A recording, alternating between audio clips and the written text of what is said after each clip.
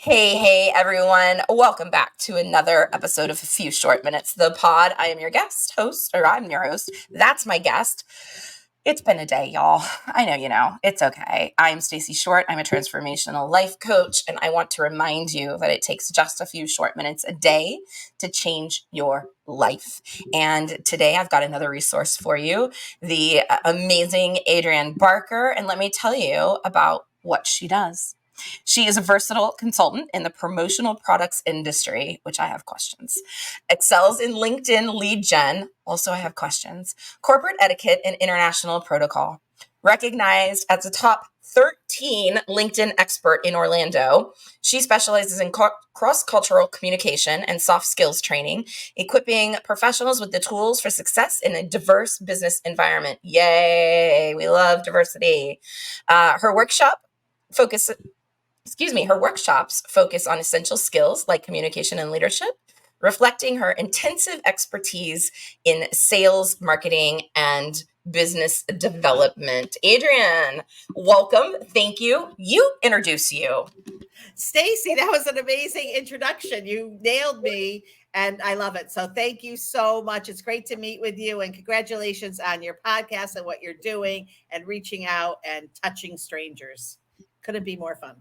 Yeah, thank you so much. The idea is that we don't know what we don't know. We don't know what kind of resources are out there to improve our lives. And so, yeah, I just want to highlight other coaches, consultants, mentors, because I can. Because I can. And because now in this day and age of beautiful technology and YouTube, we're not having to knock on doors and say, "Hi, this is Adrienne. You need her help."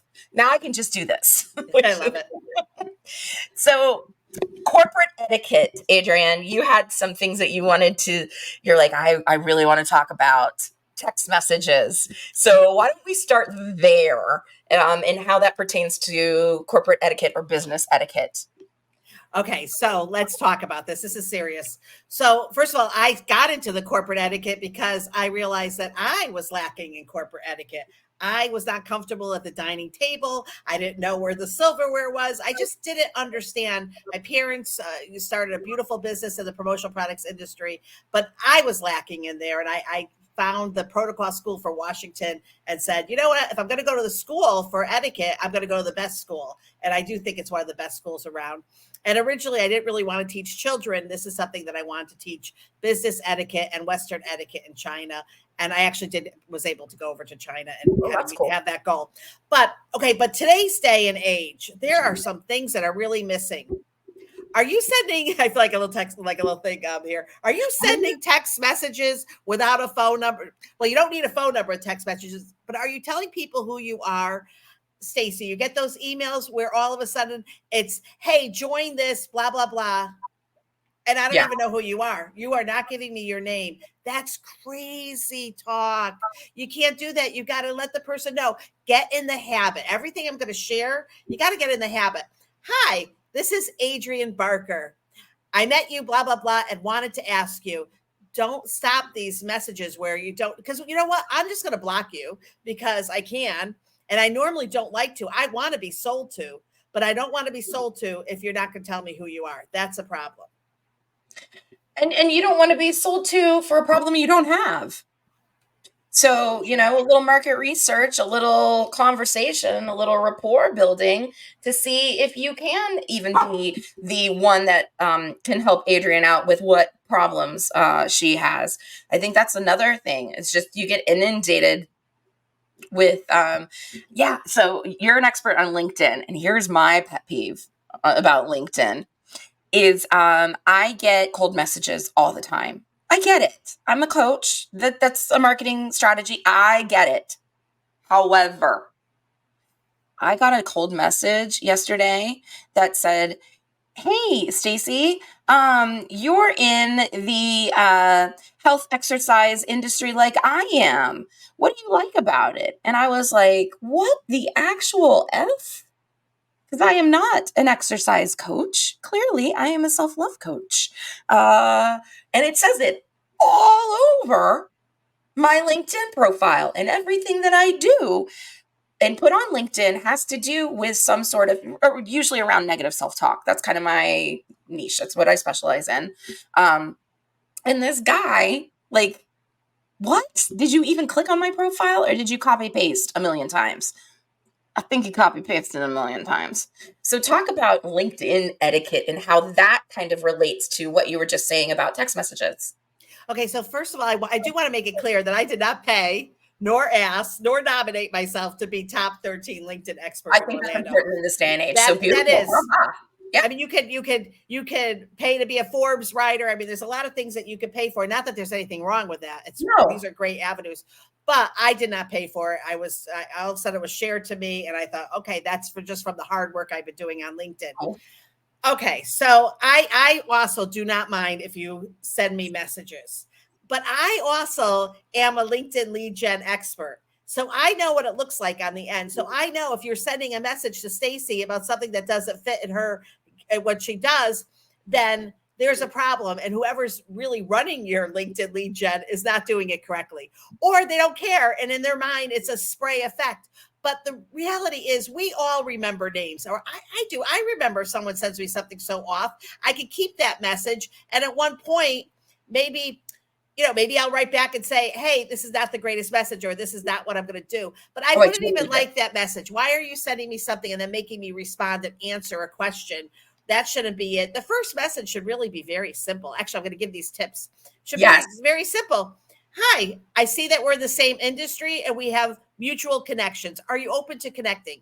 Now, that works 99% of the time if you have an optimized profile. If your LinkedIn looks good and you've got phone numbers and you've got who you are, there's not a question, and especially the more, you got credibility showing on LinkedIn, then that is a great way to do it. Someone's going to take a second, they'll go in and they'll say, yeah, I'm interested. Then if you want to do the second message and say something like, but thank you for connecting. I'm happy to support your posts. That's another nice way to do support people's posts. Click the little bell, and make some comments on it. Don't be, there's something about desperation. And desperation is not exciting, right? It's not putting us where I want to work with someone desperate. And I'm talking to you and you in the back. You guys are You really too. desperate. Yeah. I mean, these are crazy. The other day I got a text message from Sarah with Grant Cardone. I mean, she didn't stop. Even when I told her my sister just passed away, she continued because it wasn't her. It was, and if there's not ever like a way to find out, kind of stick in something a little odd and see if they respond, because they are just using some kind of software. That's crazy. Have control. I use software, but I'm in control of the software. Yeah. What these people have, the software is controlling them. That's the silliest thing. You got the software controlling you. Oh my What God, I in love it heaven's so name? much Why would you already. do that? Is that crazy though, Stacy? That is So crazy. it is crazy. Okay, but I want to share a beautiful story. So I do like to read. I like reading it because when people DM you, it's a great way to see who they are, see that you don't like. Maybe there's some things that you do like. I actually have responded and set up time, and I'm like, oh, I like them. So you know what? It's not all negative. But this wonderful guy, he wrote to me about jingles, and I'm like, oh, he'd be great on one of my clients' podcasts. So I reached out to him, listened to all his songs. He's fantastic. He's going to be a guest on the podcast. Nice. He was asking me, would I like a jingle for my business? But I saw something different. And so, there always can be great connections. And just in real life, when I had an office and I made friends with a printer, anyone who came in to sell, they were told strictly I said to Gertie, I want to meet everyone. I don't care. I don't care if the last people came here that said, no, don't bother me. You bother me with everyone, because you can turn people into clients. There's a lot of, you can become friends. Just the fact that they came in my door and had the guts to do that impressed me. So For don't sure. be so quick to be that person that says, I don't want any more DMs and how Yeah. awful it is. I think, gosh, that triggered so much for me of just not paying attention to who you're DMing or what. It is the spray effect, because how many DMs I've gotten of like, do you need to learn how to joint venture the proper way? Bro, did you read I have a business doing that. Like, I teach coaches how to do that too. Like, did you read my profile at all? And also, you would never walk up to somebody on the street and say, "Do you want to 10x your client list?" And that's it. Like that's weird. That's weird. And so talk about the etiquette in just being a freaking human.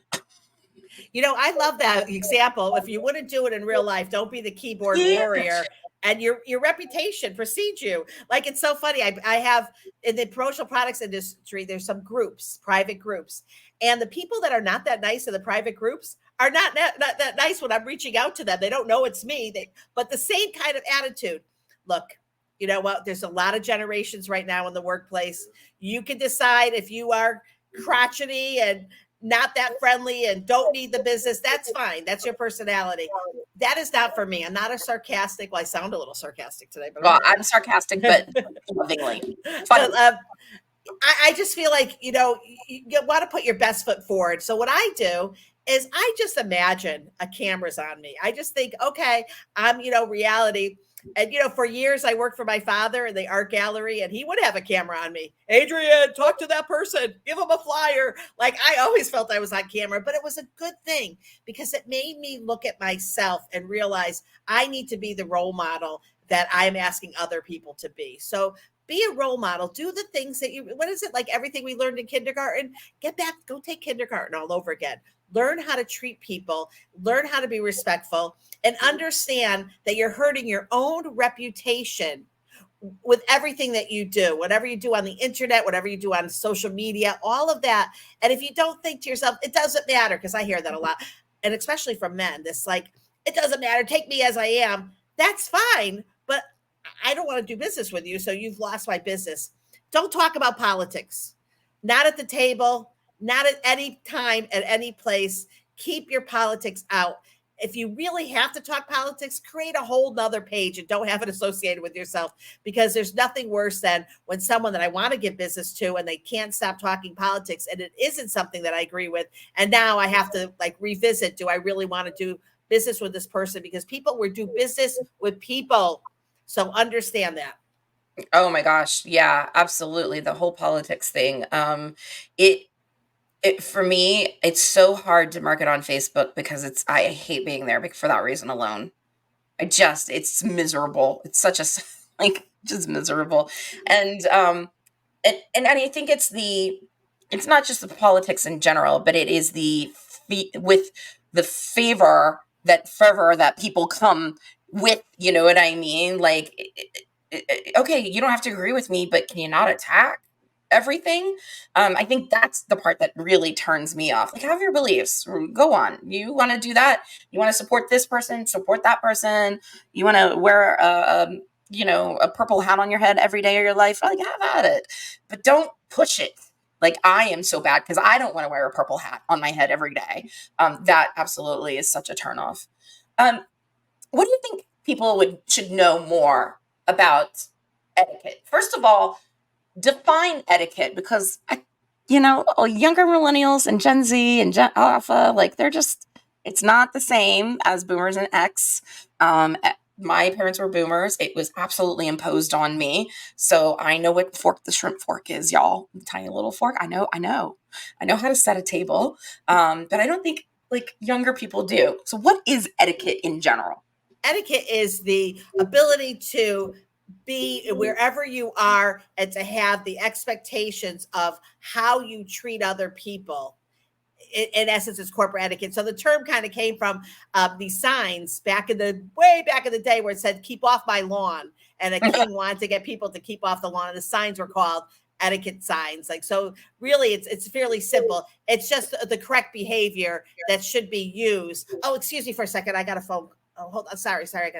Oh, no, that's okay. I got to put some lipstick on. No, I'm teasing. I'm teasing. I see this all the time on like Zoom etiquette. We can see when you're on your phone. Like, you can Yeah. see all of that. You're putting lipstick on, you're chewing. When COVID first hit, oh my gosh, I was doing Zoom etiquette training. But it was so interesting. There was a judge, I remember, in South Florida that had to send an email to the attorneys to please put a shirt on and not have Zoom when they were waking up out of bed and they could see the sheets. I don't even like, but okay, but there's a new generation and the younger kids don't know. How do they get taught? They're not learning this. They're not picking up a book in school on etiquette and the correct behaviors to have. So, and their parents may not be telling them. So it's important for businesses like myself, Professional Global Etiquette, to share these tips and get it in the hand so that you are not doing some crazy things like, yes, sometimes you may want to use your phone to take notes. So guess what? Stacy, I may be looking at my phone during the meeting, but I want you to know it's because I use it as a note keeper. Let's let people know what that expectation is. Hold the door open for people. Okay, Stacy, here's a big one. Stand up when someone comes over to you. That's been a long time. Yeah, I see Oh people. my I do God. that, but raised in the military, so The uh, military, so anyone in the military can also teach etiquette, and many attorneys have gone through the standard programs to understand. But it's just a sign of respect, and it doesn't mean, well, that person has to be older than me. No, no, just stand up, just show them, and if it's even someone younger, stand up to say hello. Don't just sit there and go hi and then shake your hand. No, no, no, no, no. no, show that you appreciate their appearance, their bandwidth, their being with you, whatever time they're imparting on you, even if it's in passing. Our time is precious. It's not something we can create. There is finite amount of time for us to be humans in this world. So The other thing is, and I see this so much in social audio, and I love social audio apps. I find me on Twitter Spaces. I'm there at night. I love it. I still like Clubhouse. I like LinkedIn audio. I love all the audio. But wow, some people can't stop interrupting. And you know what? That's a problem. And I don't understand because it's so simple. Have a piece of paper, write down what you absolutely have to say. And then guess what? What do you do, Stacy? Wait your turn. Wait your turn until you actually can say, hey, I raised my hand. I'm still a hand raiser. In Zoom meetings, my little hand will go up. But, an audio app, I'll say, I want to speak next. So just remember that this kind of interrupting in conversations, that just shows that you're unable to focus and your lack of control a little bit, because if you're interrupting, then, I get passion. I understand passion, but learn how to focus. So I can go 7 hours and 45 minutes. The last 15 are hard. I could sit in a room and stay focused. I stay away from distractions. So another little etiquette tip is when you are in a workshop or in a room, really stay away from those distractions. Keep your distractions around you. Sometimes, like, I'll walk into an event and I'm like, ooh, this person is chatty catty and I really like her. But if I sit with her, she's probably going to turn and talk to me. And then I'm going to have to be like, shh. And that's like rude to do it, when you shush people, which, by the way, I see that all the time too. When you're at a meeting and you're trying to shush another table, guess what? You're now you're part of the shushing. problem. You're the problem now too. Thank you, Stacy. Like, these are the crazy things. I was in a meeting last week and shh, and I'm like, oh my God, girl, you got to learn how to not only focus, but to take those distractions out of your ears. So when someone is making a little noise, work harder to understand. Nobody wants to hear you shushing someone else. It's not nice. Just master the art of the mom stare. That's what I raise an eyebrow like I'm crazy. If you don't shut up, Mm. swear. No, I'm kidding. No, I'm kidding. But better than shushing for sure. Yes. Quietly going shh, touch. At least you're quiet, not adding to the problem. I want to take it back because I've got a couple of questions that came to me while you were speaking. One, let's talk about etiquette in a world that now is promoting authenticity. And the reason why I say that is because in coaching, something that I coach my clients on, whether they're other coaches or my other industry, or my other niche, which is women who are people pleasers, and I help them stop people pleasing and really adjust their negative self-talk. There is this movement towards more authenticity, show up as you. You are you. That is your superpower. Nobody else is like you. Show up as you. But yet there is a place where it crosses this line, excuse me, of not being on the great etiquette spectrum. Can you kind of help us define that a little bit? Talk about that. I think that no matter how you perceive yourself, I don't want to ever say anything that makes someone feel uncomfortable. Okay. So, like, I don't want to be late because I don't want to be uncomfortable that I'm now worried that I'm late and like that excuse and oh, I don't like all that. So, you know what I do? I just show up early. Right. And so I kind of control that. So it's kind of the same thing when I think of it that way too. So you could be authentic, but don't do it until you harm anyone else. Like don't be authentic and then and don't be so authentic you don't care. I don't care if my hair looks like you take me as I am. And I like to say the word shit 55 times so in one conversation. So that's just me, and you have to accept it. That's fine, but just know that maybe half the room is going to walk out, right? So, like, maybe they're not going to accept it. So, you still have to come up with some kind of norm. To me, it's all about if you're selling, it's all about that connection. And then also, making a connection. Maybe you and I, right away when we got on the phone, we started like, okay, oh, what do we know together? What do we talk? We laughed a little bit. I think it's really important to listen and then try to match the person that you're looking to sell to. Don't be, and if you are, I've seen it so many times that, and I'm sorry, but it seems like it's mostly men. That are doing this. And so I don't understand it. And I may just actually say, I don't understand your line of reasoning. Like, what is your expectation when you talk to me like that? What are you expecting from me? Like, but I'm 61. Not that I want to tell everyone my beautiful age of 61, because I feel like I'm 19. I do. I'm 61. But like, I've lived through all this like nonsense. So try to match. So if you're working with me, you want to be nice. You want to be understanding and kind. You get more with sugar and honey, right, than you do with bitter. So a lot of the old sayings, do unto others and do unto yourself, all of them still make sense. But yet, I don't know. We must be raising a whole new group of young kids that aren't listening or don't understand because they come on strong. I am who I am, and you better like it. I think the pendulum just swung the other way because I grew up in a household that was very much what would the neighbors think. And so now I've spent 10 years in therapy trying to unravel my people pleasing and my perfectionistic pattern because I was so worried about how it made my parents look if I got a B on a test, or if I was being loud, if I laughed loudly in public, or, anything of that. Like, it's me. I'm a loud person by nature. I'm one of those people that are just louder. It's not to harm anyone. I'm not being obnoxious intentionally. I'm a louder person. And I was poo-pooed for that. And so tamp down, tamp down, tamp down. So I almost love that Gen Z is like, I am who I am. Because man, it didn't serve me to be the other way. But also, can we just smooth out some of the edges here? Can we just smooth out some of the rough edges here for sure?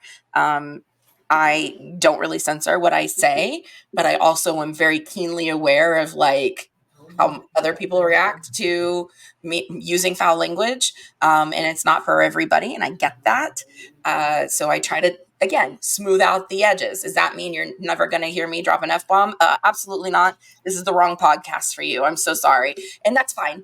I'm not for everybody. That's okay. I don't take offense, but am I keenly aware, especially when I'm recording? Absolutely.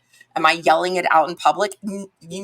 Something is seriously wrong. If I am yelling the F word in public, you should probably come running and call the police. That's the level of that. That's funny. Yeah, just go ahead. No, you have to be yourself. I found that I'm a very positive person, and I can't help it. So, and from my parents, oh, I met this person. She's beautiful. I love her. I love her. I love her. Love. And then it bit me in the buttski because I was working for American Cancer Society in Tucson and loved every minute of it. But I remember one day I came in and I just had breakfast. It was delicious. And then I said, I was doing an event. I said, oh, I'm going to go and pick out the food. And they were like, oh, we need to go with you. And I'm like, why? I can pick out food. And they're like, Adrienne, you love everything. You don't have the discernment to really know. So like, we're concerned that if you pick out the food, you'll try it, you're going to love it. And I was like, oh my God, they are right. I do love everything. And I wrote an article about that because, you have to really look at yourself. So being so positive can have its faults. Being so bubbly, we had a girl working for us. I loved her because I'm bubbly too. She would bounce her, Tigger, hi everyone. People are like, oh God, she's so bubbly. I don't blah, blah, blah, blah, blah. And I'm like, I love her. Love that bubbliness. But you have to match yourself. If you're in a meeting and everyone's not that bubbly, don't lose your personality. Still have it, but don't be, just be careful of it. Just know yourself. So yes, I agree with the authentic. And I do like when people, I respect it a lot. I kind of grew up with the same kind of, be very careful of everything we say and do and watch. Yes. Traditionalist parents in a work environment. Very, very tough. And my parents also hated me on LinkedIn, which is so funny. But just if it doesn't really, if you're not in sales, then I don't know, do what you got to do. But if you're in sales and I walk in your store and you're like miserable, I may not want to buy from you. So you have to have some kind of perception of yourself. You have to see yourself. I used to say, I go to bed every night and I reflect back on my day, and I really do. I go to bed, I think, was I too bubbly? Was I not too nice? Was I nice? Did I do this? Oh my gosh, I brought this up. Maybe I shouldn't. And I feel like, okay, is that self-love, Coach Short? Or is it love because I'm really looking at myself and trying to figure out and say, so Adrienne, next time, because what we are not good at is giving ourselves grace, and we all have mistakes. And you know what? That's another thing. Some people can't admit that they make a mistake. Oh Oh God. my God. Oh my gosh. My husband's like that. I'm like, just admit your mistake. It's weird. Like, you don't admit it. And then if you're not admitting it, you're putting the blame on someone else. So I'm like, that literally doesn't make sense to me. I make a mistake, I'm not only going to own it, I'm owning it all the way to the bank. Like if I have to make up money because I made a mistake, then I will do that. And I think that goes, oh gosh, come on, brain, let's go. I think, where did that go? Oh dang, it'll come back. Whatever. Um, I had something about, making, okay, so there it is. The Is it giving myself grace? Is it reflecting? Is it self-love? It depends on the tone. Depends on the tone. Do you want to Monday morning quarterback? So I was in sales for many years, and one of my most effective sales tools was recording my calls. Or if you're a coach, record your discovery calls and then look back. It doesn't matter if they closed or not. Look back. What did they do well? What did you do well? And what could improve? Again, it's the language, it's the feeling, not what did I suck at? What did I fail? What did I miss? But what could I improve on next time? And so if you're a self-reflector and you sit there and say, okay, how did today go? It depends. If you're going, I did that well. Oh, I could have, that could have been a little different. That's different than, good Lord, Adrienne, I can't believe you said that stupid thing again. And why do you always do that? And man, then you went and you laughed too loud and then you forgot that guy's name and you didn't nope, not the way to do that. Not the way to do that. Again, it's about the giving of grace. And so it's interesting. The next thing that came to mind was about your husband and not accepting fault. You know what that tells me about possibly how he is he doesn't give grace to others very easily either. Ooh, that could be true too. He's a traumatic brain injury with leukemia, losing his brain. Yeah. I have to say, Adrienne, I just kiss myself saying he's lucky to have you because it's a lot for me as a working woman Sure. to be putting up with. It's almost like an early Alzheimer's too. It's Yeah. really pretty harsh, but yeah. But I see it in a lot of people that are just they just can't. I don't know what it is. So it's strange to me. I'm happy to it's fulfilling to say I made a mistake. So I have two things that I have, two things that are important to me and have been my New Year's resolution. One is not to get involved in any kind of MLM because I'm just not good at it. So I'm not a good salesperson. You don't really want me on your team because I just don't like it. So that's important to me. And don't make excuses. And so I'm not going to Hardly. try to like tell everyone, if I'm late, I'm late. Nobody cares that my car broke down, I didn't have enough gas, or I picked up a hitchhiker and whatever happened. Like, nobody cares. So either try not to be late, or if you are late, just apologize for being late. But I do think that there's something inside me that really helps me, that I'm done with excuses, because I know that nobody wants to hear it. Another thing that you will hear from me, that you won't hear from me, and this is again from my parents, Stacy, I was never allowed to say that I'm busy. I Oh, I could never ever tell my parents, who started a business in 1955, I'm too busy. oh goodness. And I would get the lecture, and my mom was always right. She'd say, Adrienne, first of all, you tell someone you're too busy. You never know if they're going to give you business. And now they just said, I'm not going to. And that happens a lot, where I'll talk to someone and they'll say, I'm so busy. And I'm thinking, I was going to, I was going to hire you. But if you're too busy, so be careful when you say that, because there's a big negative push to that. And someone like me will be like, well, why do I want to do business? Also, it's very, very relevant.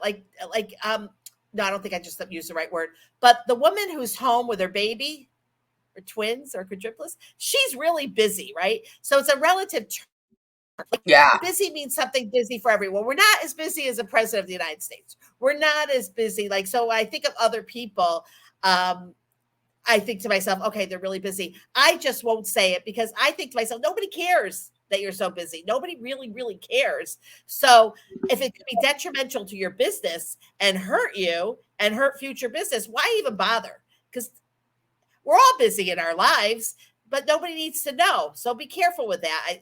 I hear it too much. I got so much on my plate. Well, then I can't give you my business. I don't want to put another. And if I said to them, oh, I was going to give you business, you'd, oh, no, I have time for you. Just don't say it in the first place. So there's a couple things there that, from a coach's standpoint, that I'm present to. Um, One is, if you're late, say thank you. Say thank you. Oh, Thank you for waiting. Thank you for your time. yes, Thank you. yes. Instead of I'm sorry. But thank you, because that Love that. recognizes that you imposed on somebody else. So thank you. I Um, love that. and so that's a switch that I've been actively trying to make, but that program is deep. So I have to catch myself. But thank you. Thank you for waiting. Thank you for grace. Thank you for your concern. Thank you. Thank you. Um, and also that takes the fire out of it. You're right. You're You right. say thank you versus I'm sorry. That just takes the fire out of it. And I'm not sure psychologically why, but it does. And so there's that. The I'm too busy, from a coach's standpoint, if you say you're too busy, you're overwhelmed. You're overwhelmed, period. So you're not managing something as best as you could. Again, it might be your emotional bandwidth, it might be your physical bandwidth, it might be, your energy, whatever. But if you're too busy, you've hit overwhelm. Instead, you say, I don't I don't know that I have the bandwidth to take that on right now. Let me sit with it for a minute. That's fair. It's fair. That's fair. And you should. You should sit with it before, if Adrienne says, "I've got business for you." Let me sit with it for a second. Can I get back to you? Let me get back to you tomorrow. Let me get back to you in 30 minutes. Give me 3 minutes to check in with myself. If I said to you, Adrienne, you know what? Give me about 90 seconds to check in with myself, and I'll let you know. You'd be like, beautiful. I'll hang out right here. And you would give me the space to check in with myself for 90 seconds. But if I just stared at you like this, and I'm checking in with myself, but I don't tell you, you'd be like, are you glitching? What is going on? Are you okay? Do I need to call somebody? So again, it is about just saying, you might see me pick up my phone. I am taking notes. For coaches, you might see me looking down. I'm hearing you. I promise I'm taking notes. It's about, again, that telling. People will give grace if they know. They I just love that. will. They just will. And if they don't, that tells you so much more about them than they think they realize, than I think they realize. If they're not going to give you grace, or if they're demanding you show up a certain way to fit into their expectations, oh no, that's all you need to know. That is all you need to know about working with them. Then you can make a decision if you want to work with them or not. Okay, everyone, I just want to say that I just fell in love with Stacy Short, Coach Short. Oh, I thank have to say, at 61 years old, growing up, we didn't have coaches, God. Mm-mm. and I'm telling you, Stacy, you just blew me away. I love how you are. I love everything about you, and like I'm I've never had a coach really. I mean, I've had some friends I've coached back and forth, but I've always understood the value of a coach, and and definitely when you're coming into the like you're just kind of like developing yourself. But I know you're every age. Um, but I just fell in love with you. You are so right, and I love your style. And that's the whole thing with a coach is find someone who's got the style that you like, that can say things that blows you away, and you're a wow. Thank you. Oh my gosh, thank you. That is work that I've done on myself. It's not Wow. something I mean, I've probably read it out of a book someplace or whatever, but it's not just educational knowledge, it's experiential. And I Yeah. think that is super important. If you're looking for a coach, find somebody that has the experiential knowledge versus the book knowledge, because those are way two different things. Isn't Two that, different that things. yeah, and that's a crazy thing too in this day and age where there's, someone's like, "Oh, I'm going to just become a coach right now or I'm going to become a business coach," but really all they are is someone that can tell you how to grow your group on Facebook, which by the way, can we just talk about that for a second? Oh When my you God, have please. a Facebook group you don't own a Facebook group. You better understand that. That is not if you have a business because I've seen people, I'm an owner, a business owner. Oh, what do you own? I'm so fascinated. I own a 30,000 groups on Facebook. That's amazing that you have that. Kudos. That's a lot of growth. Yeah. But you don't own it because Facebook can take it away for you in a matter of minutes. So concentrate on what you can own, which is your website. And even then, you don't know what's going to happen with Google. So, I see that a lot. And I see too many people now. The FDA is actually putting their, saying now for coaches, you have to do certain things and prove yourself. And you can't just say, I could get you $10,000 in 3 weeks and then start showing a screen of how someone's making $10,000 on Amazon. Be careful. The FDA is watching you. Be very careful. That is not something that I would do or teach because I, like you, Stacy, I come from 40 years of working in a family business and then 10 years. I was a score, SCORE. So I did score coach for 8 years, was certified business mentor, vice president of Southern Arizona, chair and co-chair here in Volusia Flagler. I live in Daytona Beach. So, and that's another thing, Stacy, is I think it's really good for people to have some kind of passion project. And I think that would be good for self-love. And I do see a lot of people, there's like a group of people that understand that and that they give back to forward to their community and whatever they do. And then there's some people that just go through their life with no passion to donate anything, time, money, anything. So I think that you will find a way of feeling that's quite different. So my new thing is after I left SCORE, because I did a 4 month road trip with my daughter, my Fun. friend. Yeah, I did it this summer. We blogged and a trusted house sitter. So we sat for people's pets for free. Yes. It Brilliant was way to travel. Brilliant way. brilliant. It's like Airbnb, but for pets. Yeah. And the hairless cat was kind of cool. I'm not gonna lie. Yeah. Okay, but with all that said and done, and we're going to write a book and all of that. With oh my god, I think I just lost my train of thought. Help, rewind. Yeah, so you were going Airbnb with your daughter and you were talking about oh Oh shit. my god, Thank I you. know. So Yeah, sorry. no, no, don't be. Authenticity, like FDA being schooled in what you actually do. When you left SCORE, passion project, there it Oh, is. oh Passion yeah. So thank project. you. So you Yep, know what sorry. happened to me? I ADHD just it takes a second to load, so it's okay. so I love SCORE, but I was mentoring for free. So 400 hours a year for free is a lot of time and a That's a lot of lot of money hours, lost. girlfriend. So my daughter and I were talking, and I said, "Oh, I'm still trying to figure out what my next passion is going to be." And she's like, "You should be an attorney." And I'm like, "Honey, I'm 61. I don't have time to go to school and be an attorney." But then it hit me like bricks. I'm like, "Oh my god, I've always wanted to be a guardian ad litem." And so that night, got into a hotel room, and I actually like looked on the web, filled out the form, called, and I'm proud to say 2 weeks ago I got my official badge. I'm a guardian ad litem in town.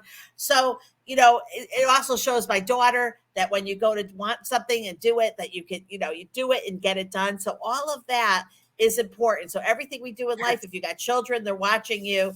But my only advice in life is to find something, because that will help your self love too, right? If you can give a For sure. little time. For sure, absolutely. By the way, thank you for your volunteering for guardian ad litem. There's not enough of those around, and gosh, that's just an amazing work.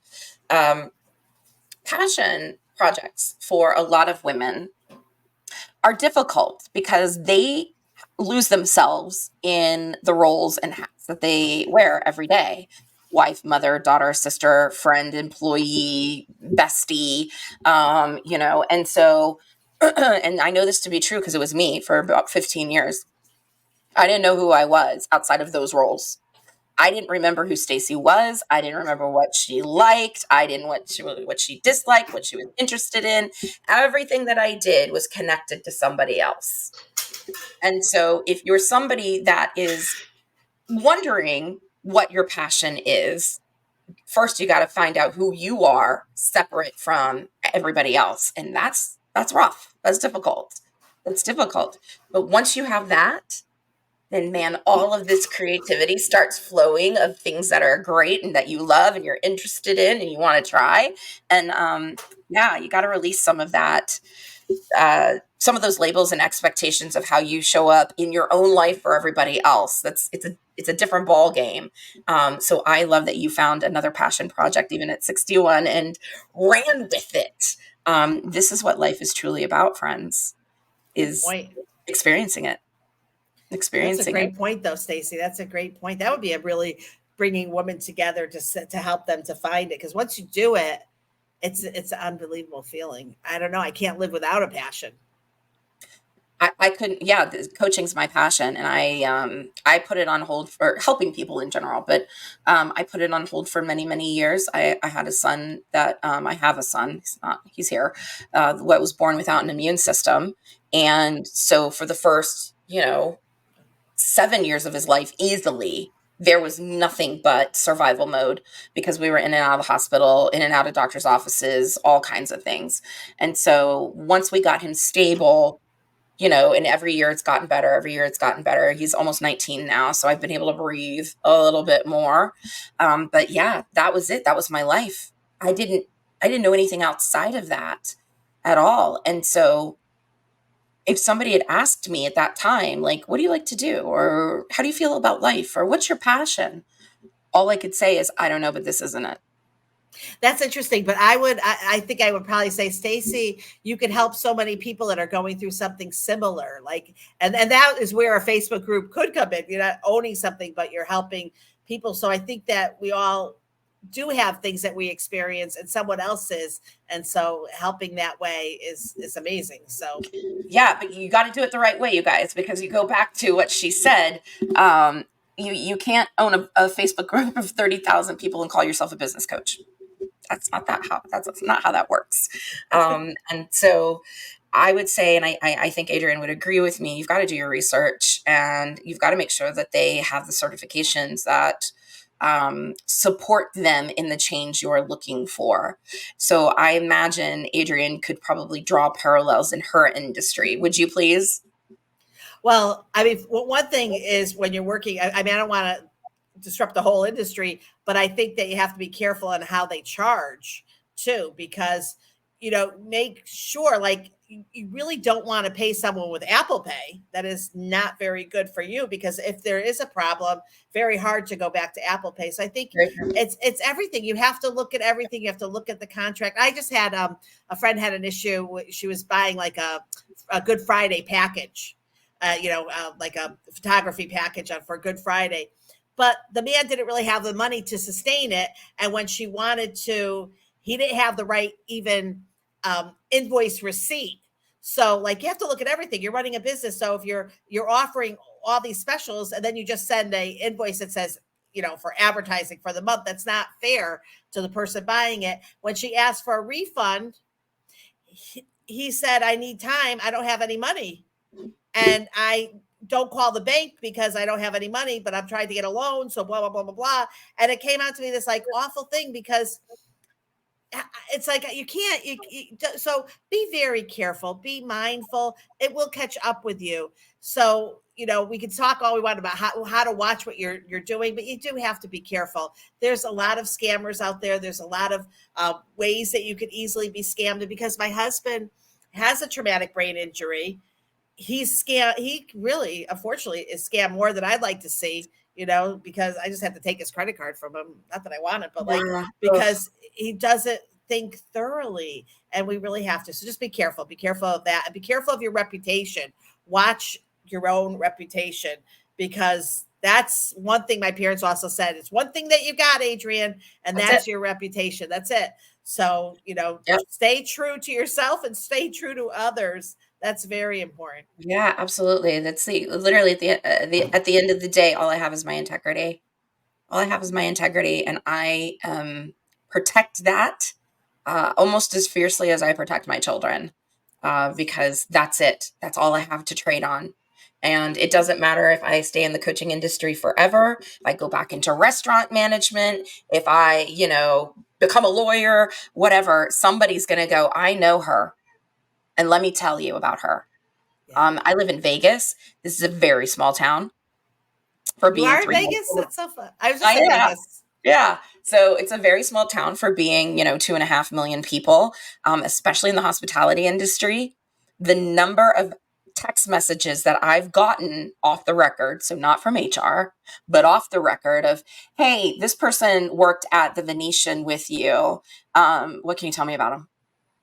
And Yep. sometimes I've been like, oh, yeah, no, they're great. And sometimes I've been like, I have nothing nice to say. And so that's all they need to know. And your integrity and your reputation is it. That is it for sure. And one more point to say about your reputation. So another thing is, you ever like a funny story that's out there. So like, probably a little bit of a fibby story, but Cuban gets into the car, driving the car really fast, swerving in traffic, pulls into a handicapped parking lot because they've got an interview, goes in and is not very nice to the receptionist. And I've got an appointment I have to meet, gets up in the elevator and starts not talking nice to the guy standing next to the elevator. The elevator opens. There's another receptionist there, not very nice. I've got an interview with Dr. Joe. And then guess what? Dr. Joe had been driving alongside. Dr. Joe saw him parking. Like, you never know who's watching you. So everything that you do, if it comes, make sure that you are polite. My parents, Lori and her Barker, they were amazing. They would actually, and I never understood this, but they would take people out. Stacy, I think you'd be great in the business. Let's go to dinner together. And so they would go to dinner, and sometimes I'd be invited. And one day I'm like, what? You spend so much time with your employee, and then you take them, with this person, and then you take them to dinner. Why, mom and dad? And they're like, because Adrienne, we want to see how they're treating everyone else, because that's what's important to us. Are they treating, when they walk in, how are they treating the server? Not just how they eat at the table. Of course, you don't want to hire someone, because now you got to be worried if they take a client out. So you got to watch all that if their position is that they're going to be taking people out or going to meetings.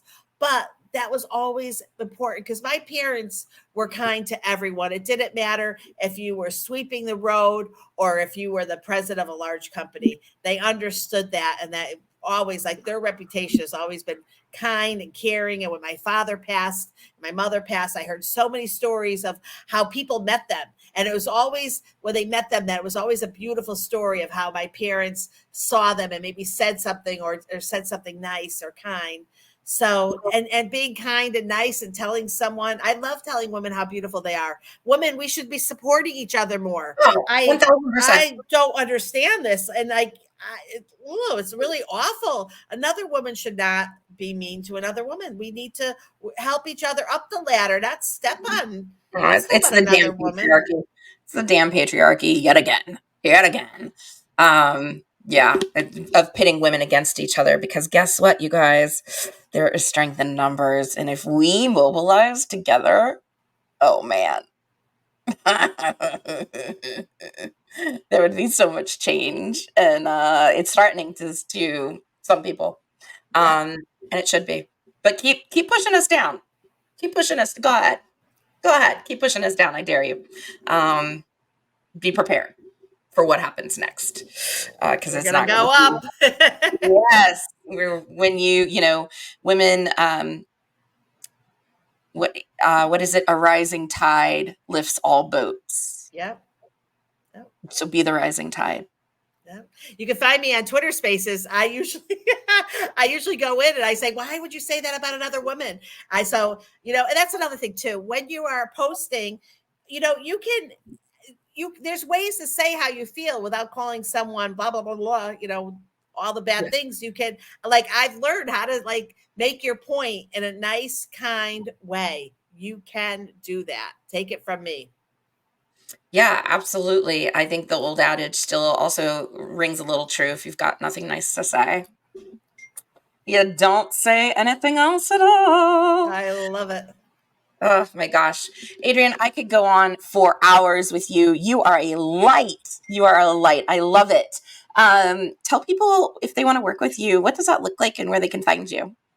Okay, so couple things. So I really love my client that I podcast produce. That is something I love. And you know why? I love being a podcast producer because I could get you on and I actually have a show that I'd like to ask you about later, but I could have you on a show, zero costs, and promote you and market you. And no, I mean, like, it feeds my soul because the company, my family's business is all promotional products, marketing and advertising. So I love that. But then I do the LinkedIn. And because I don't look at my life like I have 40 hours, I like the fact, because what else can I do? Exercise and go and watch a little TV like that. That's cool. Walk the dog. But other than that, I have a lot of passion. So I love, love, love what I do. So in LinkedIn, I actually will work with you and I do lead generation, and not the shotgun weirdo way. You really will get the leads that you need and the connections that you want. I'm very good with that, especially in the promotional products industry. So that's a gift that I have. I am a business strategist, and so I do have clients that I help, again, in the promotional products, staying in my niche that I know, even though I did coach, hundreds through SCORE, and mentor. That I love doing that, but I like staying with a niche that I know. And I forgot the most important. So I teach corporate etiquette. So what I do is go into businesses because etiquette and empathy in sales is needed. And if you have a salesperson that has no etiquette and zero empathy, they're probably not bringing in a lot of sales. And that comes from everything. Etiquette at a trade show. We were in Las Vegas. And you know what? I didn't mind staying at the Excalibur. It was quite lovely. Gosh. Um, I'm not someone that needs a lot of brands. It was at the Mandalay Bay, and we Mhm. stayed at the Excalibur. My client was paying for it. I was totally fine. Like, I don't have these crazy expectations that I have to stay at the hotel at You Mandalay win. Bay or I won't go. I Yeah. understand business and I understand that, there's a cost to everything, and I want to be very careful with that for my clients. So I do everything from your vision and your mission statement all the way to talking to you about your exit strategy, which you should know your exit strategy before you start your business. So that's something. Oh Um, yeah. Oof. so I love- etiquette is fun. I love it. And then I would be remiss. So my family business, my parents started Lori and her Barker. My dad always put my mom first. So funny. So I always think that women should come before men too, but my daddy did that. So in in Connecticut, multiple ways, people in yes. multiple ways. So in Connecticut, we have the Barker Animation Art Gallery. That's two galleries that have a host of animation art from Walt Disney, Universal, Hanna-Barbera, Melanie Taylor Kent right behind me. I love her. And then we have a museum that's a couple dollars. It's not free. It was free for many years, but now it's just a few dollars. And it's my parents' collection of 80,000 toys, cartoon memorabilia, called the barkermuseum.com. You could go online and look at it. Site's a little outdated, but you can also come to Cheshire and visit. And 5,000 people every year come from all around the globe to visit the Barker Museum. We have toys that even Disney doesn't have, and toys that Disney donated. So very, very cool. And then the corporate etiquette, my website is professionalglobaletiquette.com. So I have a blog there and a book. I am an author. I wrote Cool. a book Stacy, it's an important book. It's called "It's Not My Secret to Share," and Mm, it's really for gotcha. 13 years old and up, because Yes. we need to teach children about, you know, the how secrets can be devastating and what can happen.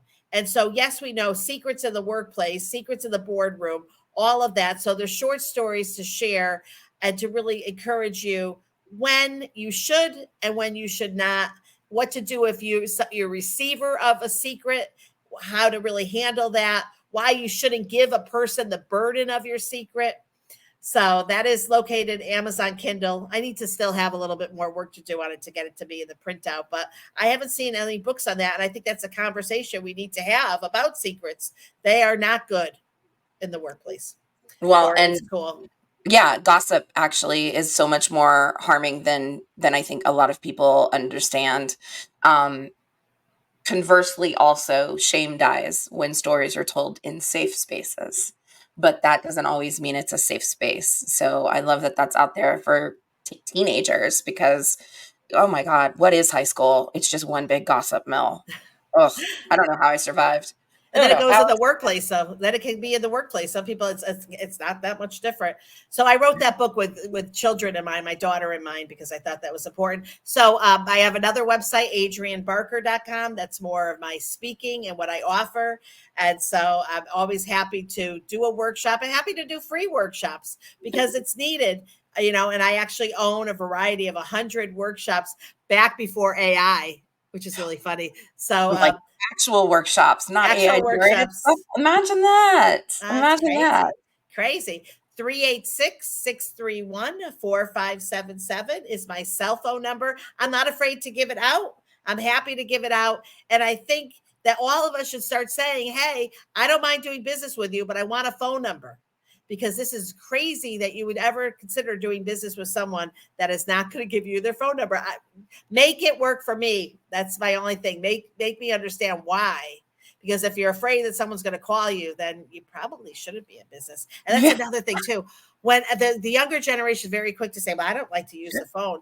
Good, but you're probably not going to be very successful if you can't pick up the phone, like unless you're selling literally on Amazon. But still, I won't buy something unless I have a phone number because I want to be able to connect. And that's it. Relationships still are everything. Relationships are everything. Adrienne, gosh, thank you so much for all of this wonderful little gold nuggets and your time and your energy and your bandwidth. I deeply, deeply appreciate you. This has been a blast. I do want to talk to you about a workshop for sure. So you guys go follow Adrienne. All of her stuff's in the comments below, including her phone number. Use that with care, y'all. Don't make me delete it. I will if I have to. Don't make me come back there. And go find out what she can do for you, what this looks like, what she can offer you. That's the whole reason of this podcast, is to highlight resources that are out there that maybe you wouldn't know about otherwise. So with that, thank you so much for being here today. I appreciate you watching this. Like, comment, share. Y'all know. Subscribe if you haven't. And I will catch you next time. Bye, guys.